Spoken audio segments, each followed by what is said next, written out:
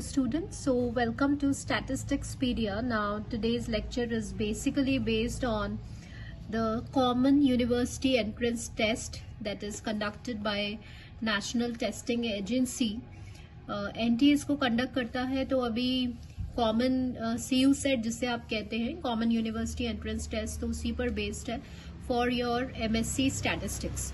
तो उसके entrance exam के लिए हम आज का लेक्चर ले रहे हैं। So this is one of the paper of your CU set exam, and today's lecture is all based on solving these previous year questions. So let's begin with this. So students, consider one of the question which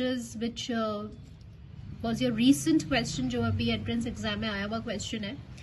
And what was that question? That the mode of a chi-square distribution with the 2 degrees of freedom. आपको find out करना है. The 4 options are being given to you. So let's do the complete solution for this question. So what was the question? कि chi-square distribution का n degrees of freedom आपको given था. ठीक है, तो यहाँ पे जो n है वो आपके पास हो गया 2, और आपको mode of a chi-square distribution पता है वो क्या होता है आपका n-2. तो n की प्लेस पे आपको क्वेश्चन में कितना डिग्री ऑफ फ्रीडम गिवन है? 2 डिग्री ऑफ फ्रीडम. तो just substitute in the formula. तो उसके लिए हमें मोस्ट इम्पॉर्टेंटली हमें सारे जो प्रॉपर्टीज हैं काई स्क्वायर के वो सब कुछ याद होना चाहिए. जैसे यहाँ पे मोड है तो mode of the chi square distribution is n-2. Simply आपने n की प्लेस पे 2 पुट किया, the answer for this question will B 0. So in words it is given option, so answer is D. ऐसे ही हम इसका next question consider करते हैं. And next question क्या है? The coefficient of variation of chi square distribution with 2 degrees of freedom. तो यहाँ पे अब n आपको 2 गिवन है और आपको coefficient of variation find out करना है, and the 4 options are being given. So here what is n? n यहाँ पे आपके पास क्या है? 2 है, क्योंकि क्वेश्चन में मेंशन्ड है. Now simply you have to remember कि कोएफिशिएंट ऑफ वेरिएशन का फॉर्मूला क्या होता है. कोएफिशिएंट ऑफ वेरिएशन क्या होता है? एक रिलेटिव मेजर ऑफ डिस्पर्जन होता है, जिसका फॉर्मूला होता है sigma upon x bar. Now here we know that कि काई स्क्वायर का मीन तो क्या होता है? n होता है, और वेरिएंस क्या होता है? 2n होता है. तो क्वेश्चन में इन question n is given to you 2, तो मीन तो क्या हो जाएगा? 2 हो जाएगा, and n is given to you 2n, तो 4 इसका जो है वो वेरिएंस हो जाएगा. ठीक है, अब what is variance? Is sigma square 4 है, तो ऑब्वियसली सिग्मा क्या हो गया? 2 हो गया. तो we simply put this values over here.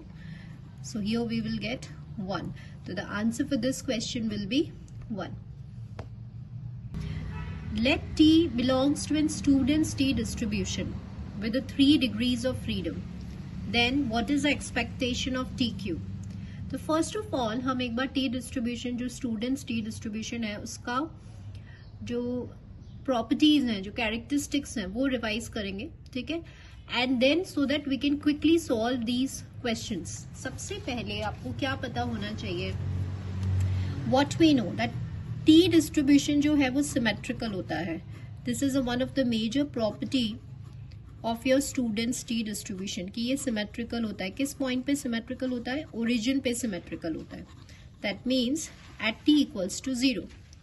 Now जब ये इस पॉइंट पे सिमेट्रिकल हुआ, तो symmetrical means mean, median and mode जो है वो सारे कैसे हो जाएंगे? इक्वल हो जाएंगे. तो what is the mean for your T distribution? Mean मतलब एक्सपेक्टेशन ऑफ टी, और in other words μ1 prime is 0. Now see, अगर हम ऑड ऑर्डर मोमेंट्स ले रहे हैं और इवन ऑर्डर मोमेंट्स ले रहे हैं, देखिए here my target is you know the answer कि ये बेसिकली टी क्यूब है, तो ये एक ऑड ऑर्डर मोमेंट है, और टी डिस्ट्रीब्यूशन की प्रॉपर्टी होती है कि जितने भी ऑड ऑर्डर मोमेंट्स हैं वो वैनिश हो जाते हैं. ठीक है, तो answer for this is 0. But here I want to make it very clear that students T distribution पे और क्या क्या क्वेश्चंस हो सकते हैं और कैसे हम इसको रिलेट कर सकते हैं, और we can easily revise some of the major properties of T distribution. So that's why I am telling you that here it is symmetrical at the point of origin. Origin पे symmetrical होने का मतलब क्या है? कि इसका जो mean है वो 0 हो गया. नाउ अब इसका मीन 0 हो गया. अब सेंट्रल मोमेंट्स क्या होते हैं? सेंट्रल मोमेंट्स मतलब जब ऑब्जर्वेशन का डेविएशन आप मीन से लेते हैं. तो म्यू आर का मैंने जैसे जनरलाइज फॉर्मूला लिख दिया यहाँ पे. अब mean is 0, so mu r का फॉर्मूला क्या हो गया? तो basically the central moment coincides with the raw moment, ये एक और प्रॉपर्टी है, ठीक है। सो इससे हम क्या कंक्लूड कर रहे हैं कि जितने भी ऑड ऑर्डर मोमेंट्स हैं, ऑड मोमेंट्स जो है, odd order moments T distribution के, दे ऑलवेज आर जीरो, ये सब वैनिश हो जाते हैं। So either we talk about mu1 prime or mu3 prime or we talk about the central moments, they all values will be zero. तो हमेशा t distribution के even order moments exist करते हैं. So expectation of tq, so that means यहाँ पे ये क्या हो गया, ये mu3 prime हो गया, yes. तो mu3 prime मतलब odd order moment है, तो odd order moments आपके vanish हो जाते हैं, तो answer for this question will be zero. So now let's consider the next question. Now next question क्या है कि if x follows students t distribution with n degrees of freedom, then आपको ये y equals to 1 by x square given है और आपको इसका distribution find out करना है and the 4 options are given to you. So सबसे पहले हम क्या लिखेंगे यहाँ पर कि what is given to us? What is given to us? That t जो है वो आपका फॉलो कर रहा है स्टूडेंट्स टी को with n degrees of freedom, yes. तो इस टी को यहाँ पे इसने x से रिप्रेजेंट कर दिया, x जो है वो स्टूडेंट्स टी को रिप्रेजेंट कर रहा है। अब यहाँ पे इसमें क्या दिया हुआ है, एक्स स्क्वायर मतलब क्या है, टी स्क्वायर।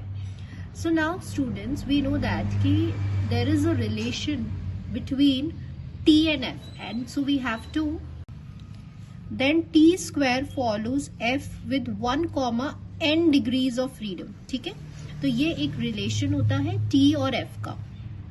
तो यहाँ पे हम ये क्यों रिलेशन क्यों फॉलो कर रहे हैं, बिकॉज यहाँ पे क्या गिवन है आपका एक्स स्क्वायर मतलब t square. So now this gives you an idea कि जो t स्क्वायर है वो बेसिकली किसको फॉलो कर रहा है, f डिस्ट्रीब्यूशन को with 1, n। Now this is all based on the properties, ठीक है। So we must be very much specific and very much clear about the characteristics and properties of these sampling distribution. अब देखिए, अब ये बात तो हमारी क्लियर हो गई। अब इसमें 1/f आ जाएगा, बेसिकली अब ये क्या टर्म हो गया, this is y 1/f 1, n। Now again we know what we know कि अगर आपका f m, n को फॉलो कर रहा है तो 1/f मतलब reciprocal of this f distribution also follows f, लेकिन उसकी जो डिग्री ऑफ फ्रीडम है वो क्या हो जाती है, इंटरचेंज हो जाती है। तो अब ये f की प्रॉपर्टी लग गई यहाँ पर, ठीक है। क्या बोल रहे हैं हम, यहाँ पे 1/f है मतलब यहाँ पे रेसिप्रोकल ऑफ f है, तो this will again follow the f distribution, but जो रेस्पेक्टिव डिग्रीज ऑफ फ्रीडम है वो क्या हो जाएंगी, इंटरचेंज हो जाएंगी।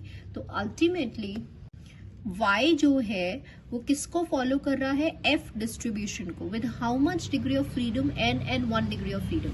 Now if you see the options, देखो ऑप्शंस में काई स्क्वायर भी है, f विद 1, n भी है, f विद n, 1 भी। This is to make you confuse. तो ये जो क्वेश्चंस हैं they are very easy questions, लेकिन ये सिर्फ और सिर्फ किस पर बेस्ड है, प्रॉपर्टीज पे। ये जो बेसिक प्रॉपर्टीज होती हैं जो जानना जरूरी है और उसको इम्प्लीमेंट कैसे करते हैं, दैट वी मस्ट नो, ठीक है। So again I am repeating, यहाँ पे टी स्क्वायर का रिलेशन फॉलो हुआ है विच फॉलोज f 1, n। तो यहाँ पे हमें इसका डिस्ट्रीब्यूशन पता चल गया कि f डिस्ट्रीब्यूशन को फॉलो कर रहा है। अब 1/f मतलब रेसिप्रोकल प्रॉपर्टी ऑफ f, तो सिंपली यहाँ पे इंटरचेंज हो गया। So answer for this question will B C, that is f distribution with n and 1 degrees of freedom. So now again consider the next question. Now next question क्या है, f distribution with 1 and nu2 degrees of freedom, मतलब कि f distribution के आपको पता है 2 degree of freedom होता है, जैसे यहाँ पे del 1 del 2 दिया हुआ है। तो becomes dash as del 2 tends to infinity, मतलब अगर second degree of freedom infinity की तरफ टेंड हो रहा है तो f डिस्ट्रीब्यूशन का नेचर क्या होगा, वो कैसे डिस्ट्रीब्यूशन की तरफ टेंड करेगा, मतलब it becomes chi square, normal, t, Cauchy's. In 4 options में से हमें फाइंड आउट करना है। तो चलिए अब हम सॉल्व करते हैं इस क्वेश्चन को। Now see, if your f distribution like here, जैसे सपोज हम एक जनरल पढ़ते हैं, now you can also see one of my video relation between T and F and relation between F and chi square, जहाँ पे हमने completely derive करके देखा है, उसी कॉन्सेप्ट को यहाँ क्वेश्चन में यूज किया गया है. तो आप देख सकते हैं वहाँ का वीडियो और समझ सकते हैं कि कैसे हम जो F डिस्ट्रीब्यूशन है वो कैसे डिस्ट्रीब्यूशन की तरफ टेंड होता है जब ये वाली कंडीशंस इम्प्लीमेंट करते हैं. Now see, if F follows with nu1 and nu2 degrees of freedom. अब इसमें क्या होता है कि अगर आपका second degree of freedom infinity की तरफ टेंड कर रहा है, and if we assume that chi square equals to nu1 f, this is we consider. जब ये दो कंडीशंस आप इम्प्लीमेंट करते हैं F डिस्ट्रीब्यूशन पे, उसके डेंसिटी फंक्शन पे, तो F डिस्ट्रीब्यूशन किसके जैसा बन जाता है? chi स्क्वायर के जैसा बन जाता है. ठीक है, तो यहाँ पे क्या है, यहाँ पे F में what is given to us कि nu1 तो 1 है और nu2 क्या है आपका? del 2 है. And what is given to us that del 2 is basically tending towards infinity, right. और इसने बोल दिया कि ठीक है, अब chi स्क्वायर का आपको वो बताना है. क्या बताना है? उसके F डिस्ट्रीब्यूशन कौन से डिस्ट्रीब्यूशन की तरफ टेंड करेगा. ना बहुत अच्छे से क्लियर हो गया कि किसकी तरफ टेंड करेगा? chi स्क्वायर की तरफ. तो ये हमने एक जनरल फॉर्मूला लिखा है कि यहाँ पे F distribution will tend towards chi square with how much degree of freedom? nu1 degree of freedom. But here क्योंकि यहाँ पे nu1 की वैल्यू 1 गिवन है क्वेश्चन में, तो it will become chi square distribution with 1 degrees of freedom. यहाँ पे इस पेपर में हमने क्या ऑब्जर्व किया कि बेसिकली ये रिलेशंस पर बेस्ड क्वेश्चन आ गया, relation between F and chi square.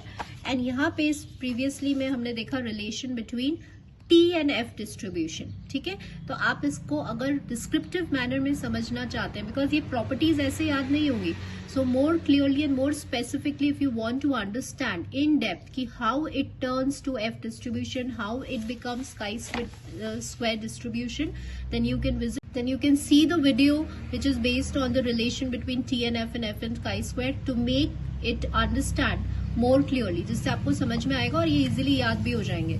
ठीक है, so students, today we have solved some of the questions which are related to your statistical inference. Now in the few upcoming videos we will solve some of the questions of this paper itself, जो आपका CU set का ही previous paper है, और हम इसके कुछ questions और solve करेंगे. And definitely we will solve few more questions which are related to your common entrance test. So hope you understand, and so thank you all the students.